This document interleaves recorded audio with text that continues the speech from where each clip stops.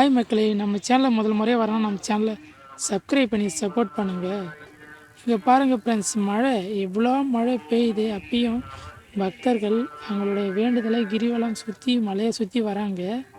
இப்போ தான் ஃப்ரெண்ட்ஸ் சரியான மழை செம்மையாக தூரிக்கிட்டே இருந்துச்சு. நான் சைடு நின்றுட்டு இருக்காங்க. சரி நம்ம கொஞ்சம் நேரம் மற்ற போகலான்னு பார்த்தா அப்பயும் பாருங்களேன், இந்த சின்ன பசங்கள்லாம் பாருங்களேன், கொடையும் இல்லை.